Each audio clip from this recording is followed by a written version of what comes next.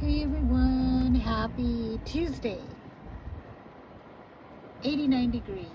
Yeah, I thought it said 90. Let's take off my sun. And the reason it's always on is because it's hot here. And the sun hits directly in my car. Why can't I pull this today? Why are you giving me grief today? Why?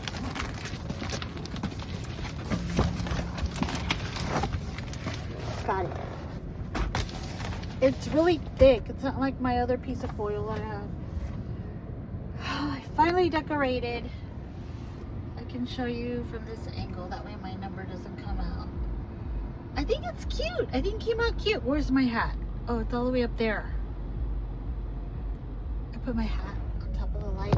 I think it looks really, really cute. I did it really quick too. My husband had put this ring of lights last week, and I was like, should I decorate or not? I don't know. And I bought that stuff at the Dollar Tree like weeks ago. And I'm finally like, you know what? I think I'm finally going to do it. You know, I'm getting into the spirit again. But I wanted something cute. I didn't want anything scary, you know. I always like to do something cute. Oh, there's so many things I wanted to talk about tonight. And I hate when my videos go from one subject to another, but that's how my mind is, you know?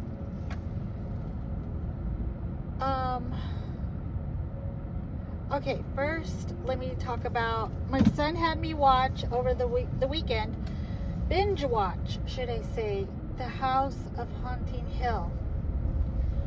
I think I heard one of the people that I follow talk about it, but I don't remember what he said. And now I gotta go back and find out if he talked about it or not. And so, the heck is that? Oh, they're carrying the dogs. I was like, oh, now they're taking their dogs with them. So now my neighbor shouldn't complain.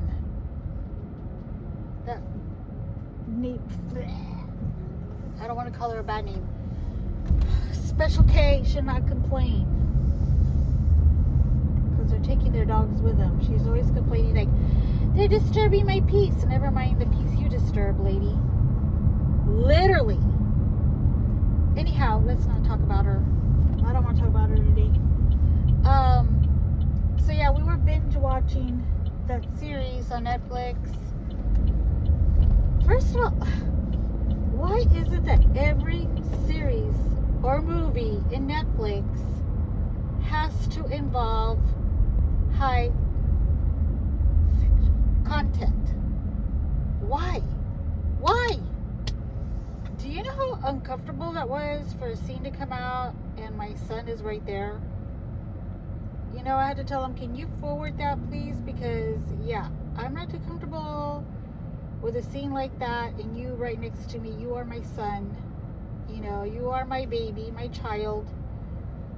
You know very well that I would not let you watch this. But since you're an adult, you know, I can't tell you not to watch it. You're already 24 years old. But anyhow, it would be preferable that you did not watch it, that you did not see people like this, you know. But anyway, so we were watching it. I'm still a little confused. I have to admit, I had to do some research to explain it to me, and apparently it had to do with a lot of trauma, family trauma, past trauma. And everybody individually was dealing with something, right? And I kind of figured it was going that direction because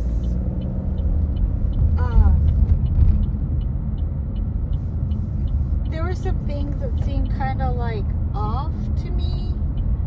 And I was like, these ghosts,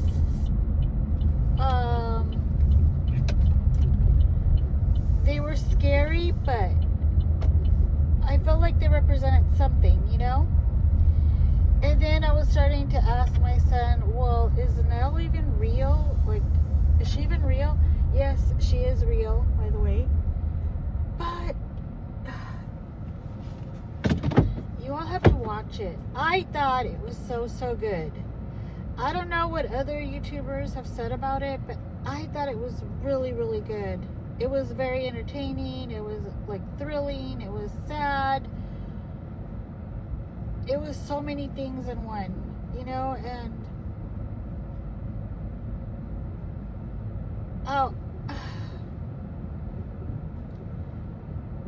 the end. It's 10 episodes, and the end was like the best of all. It all comes together for you. It's kind of like explained for you, but even though you might still have some questions here and there, but it's all explained for you. And you know, I'm not doing any spoilers for whatever reason. I don't know why, like, because I don't even know where to begin with the spoilers. But wow, that's all I said. Once the last episode was over, I was like, wow. And it kind of like got me thinking about my family. My family's been through a lot of trauma as well. And, you know, all of us. Before my father passed away, there were 5 of us. I mean, my brother, sorry. My father did pass away. I'm trying to scoot back and not concentrating. You all know how that goes.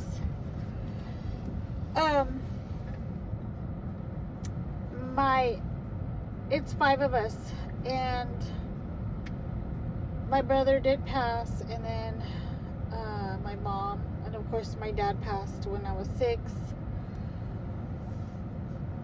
However, you know, my family, for the exception of my sister and me, they were all born in Bay City, which is near Houston.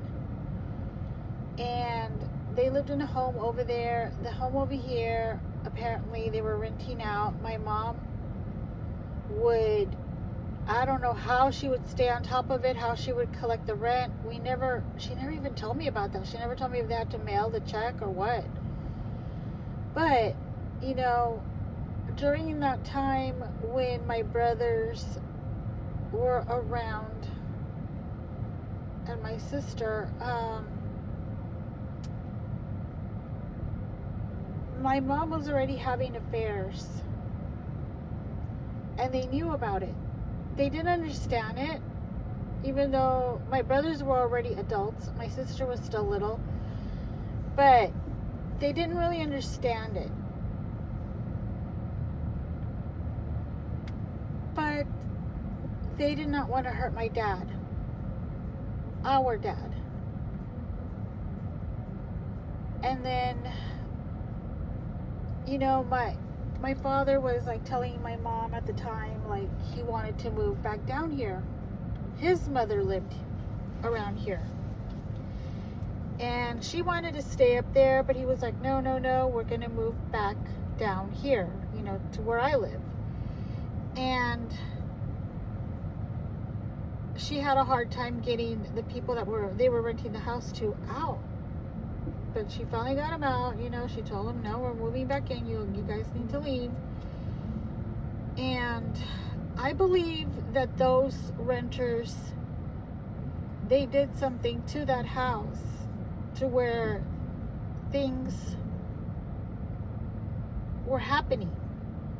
And I'll get to that in a sec, okay? But, you know, once they moved over here, the affairs with my mom on my dad did not stop. She kept seeing one man after another, right? And my sister got older and she caught on to it. And us girls are different, right? Us girls do not hesitate to bring anything up. We're very vocal. Even as children, we're very vocal. We're very straightforward. We don't take crap. Whereas boys tend to suppress things. Okay? And this is just my opinion. but from what I've seen. And so when my mom was having an affair with this man who allegedly is my real father, you know, my sister threw him out. She was just like, you're not welcome here. You're not going to live here. You know, by this point, my dad, my father, the man I know as my father, not this affair, had already passed away. And by the way, the man that I grew up with, that loved me more than the world, I still look at as my father. I call him my father, my biological father, not this alleged man, right? Because we never did any blood tests or anything to prove that this man, I'm a result of an affair with this man. You know, we just, and I really, at first I wanted to know, but now I'm just like, I don't care anymore. I know who my father is, and he is my father. We have the same father. The man I grew up with knowing as my father, like I said, loved me more than life itself. My mom hated that. He would take me out and leave her at home. And I mean, he just had this special kind of love for me, and I felt it. He would sing to me. He would play his guitar. He also played the accordion. Very musical, my father.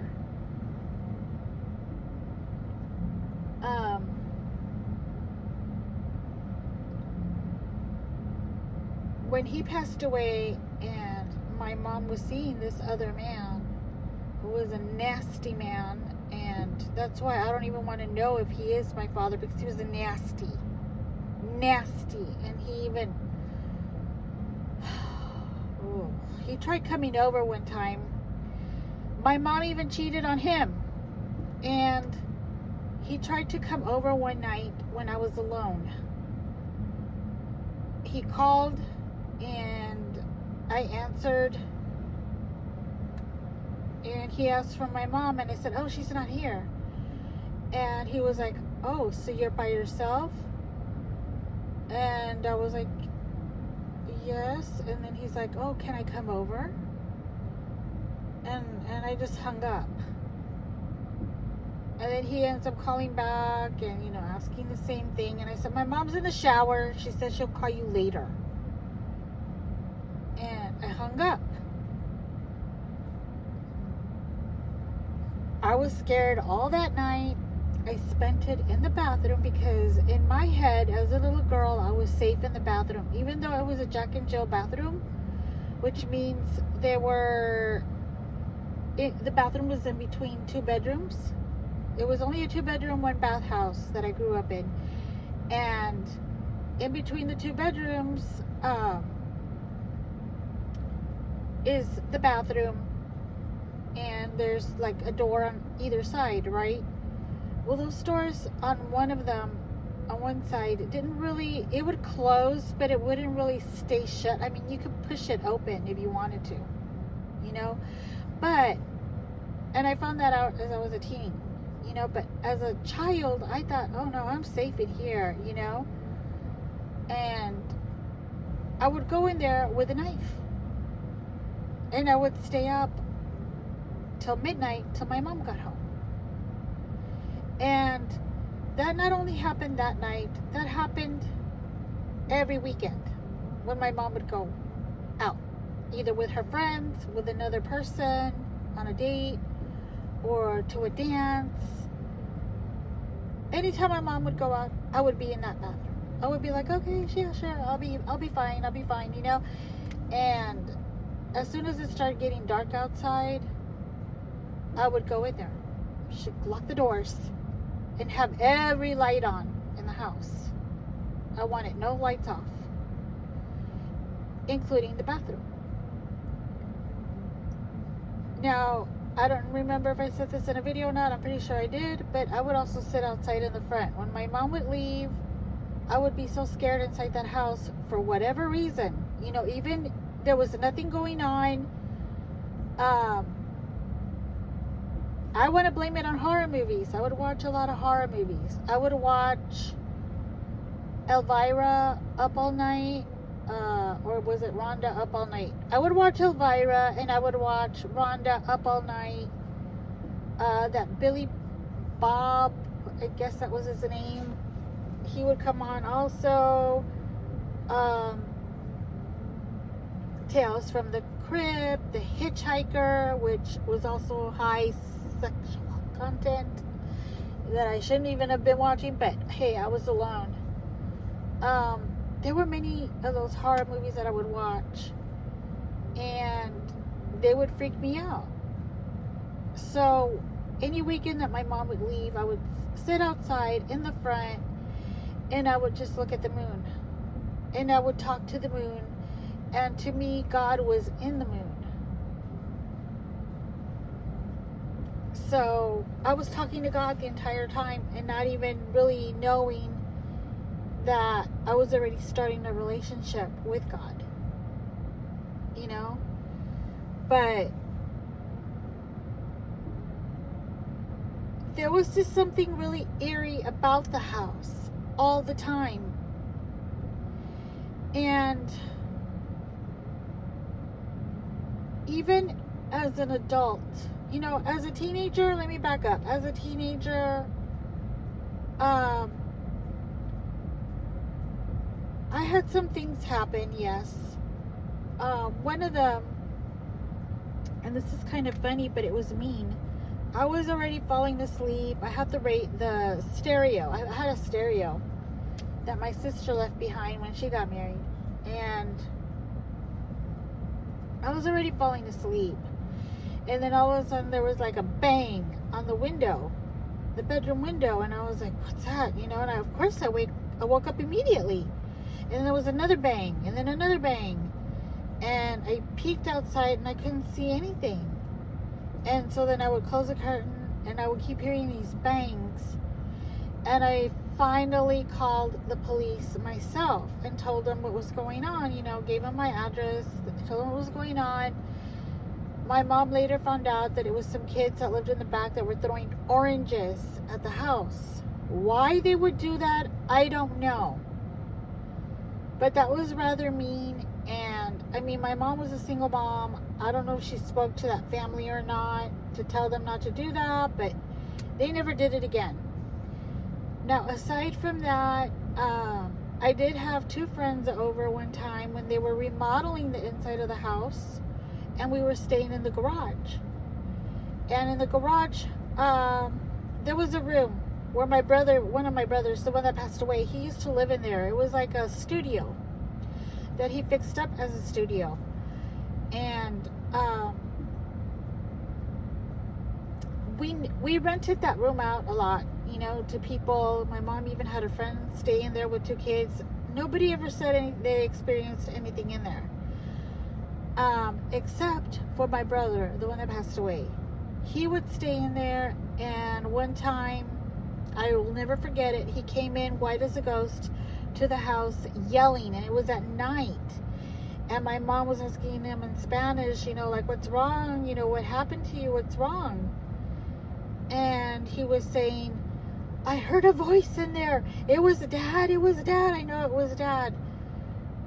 Of course, I know, no, it wasn't Dad, you know, but he thinks he heard our dad's voice.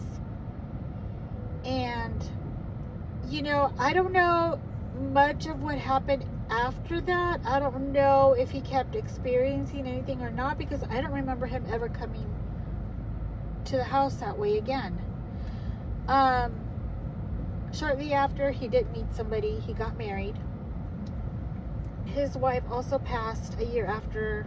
No, I'm sorry, not a year after. Like 5 years after he did. They were both type 1 diabetic, and, you know, they both passed away. Fortunately, they both passed away in their sleep. You know, my brother first, and then her 5 years later. Unfortunately, my nephews stayed without parents.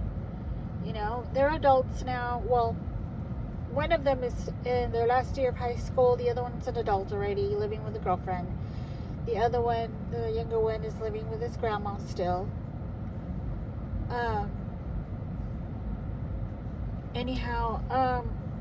So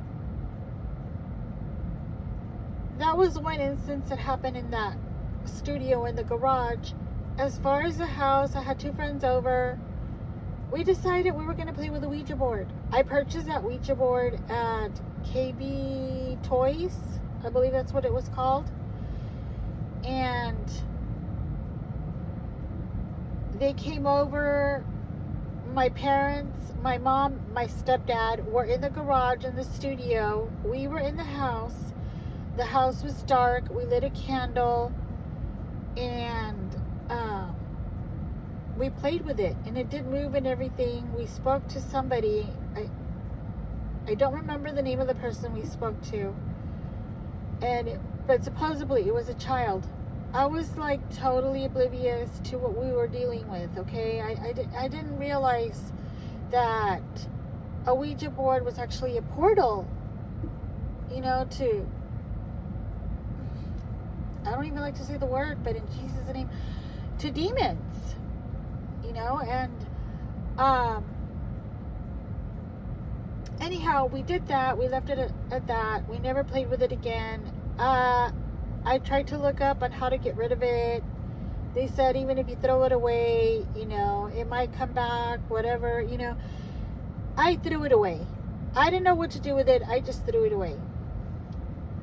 And that same night that we had played with that, and I was asleep in that studio, we had the bed. My mom and my stepdad were on the bed, of course. I was on the couch.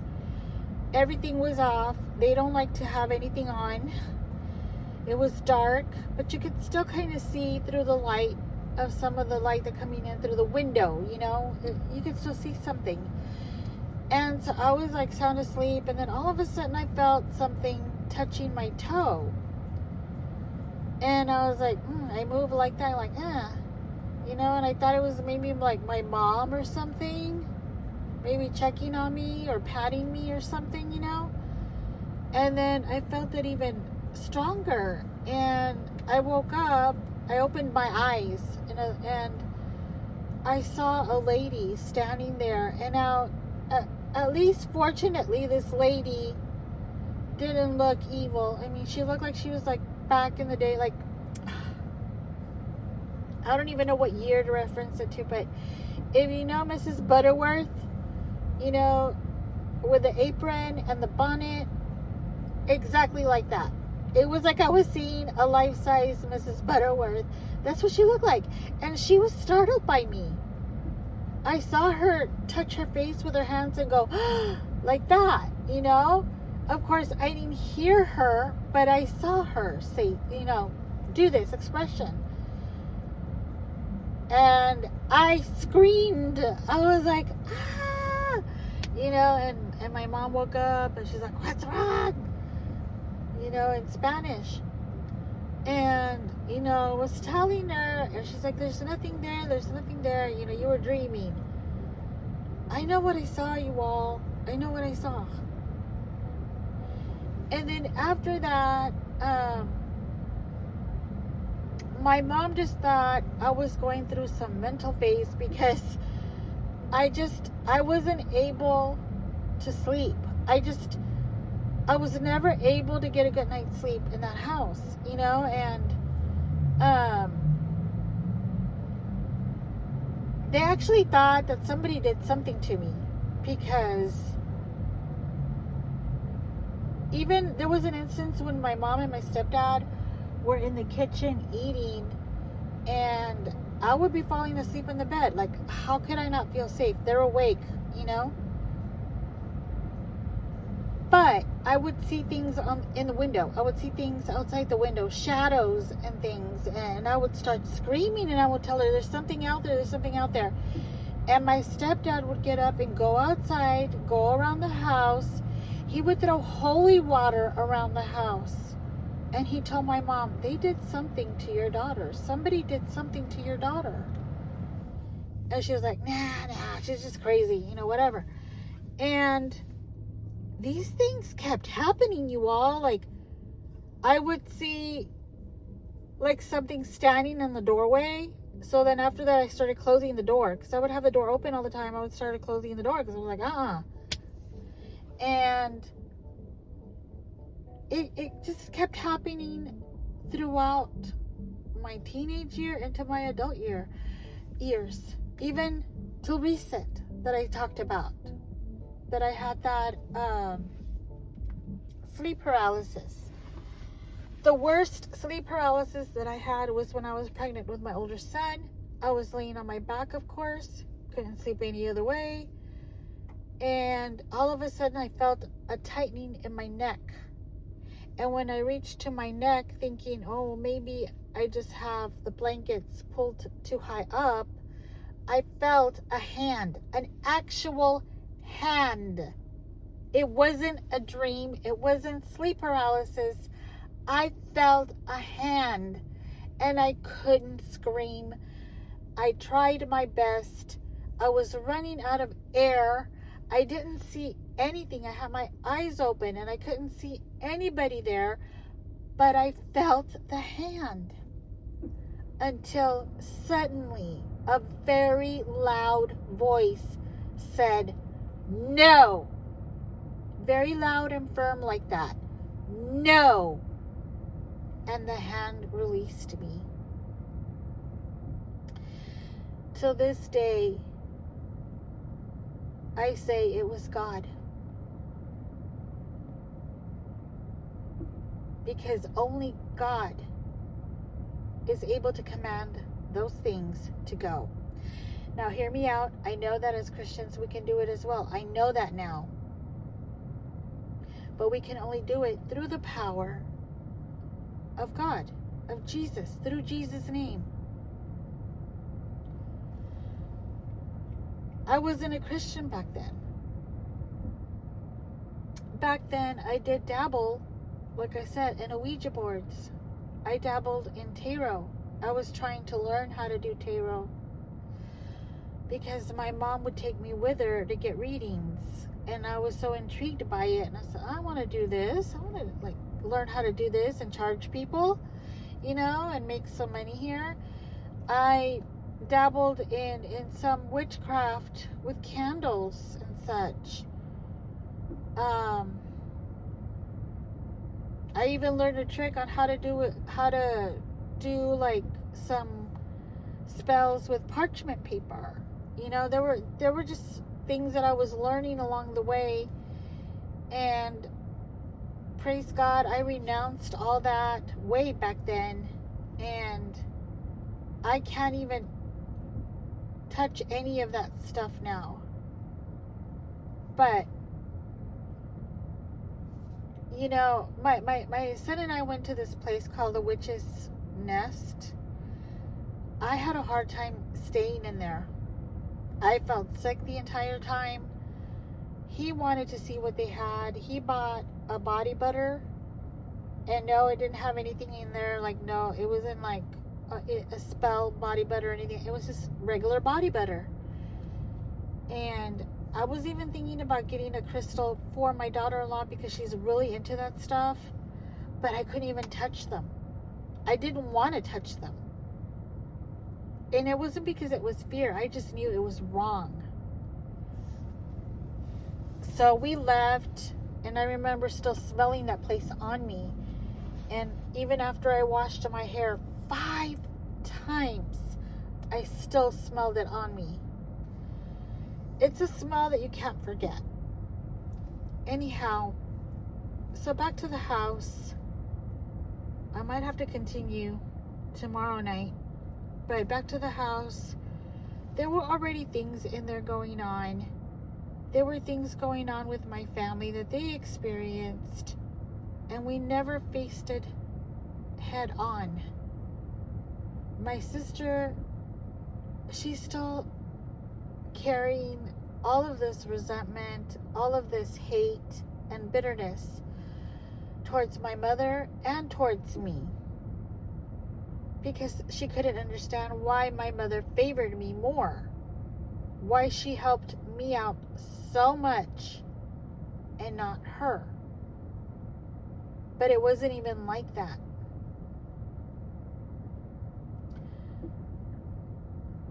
And what I mean by that, it wasn't like that, is that,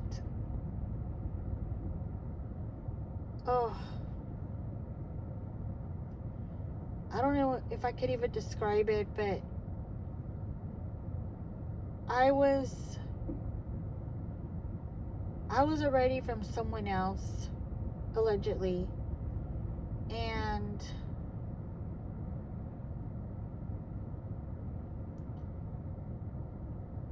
I was emotionally and physically abused by my mother.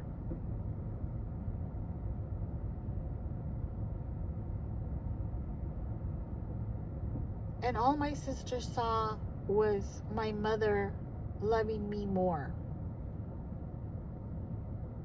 Weird.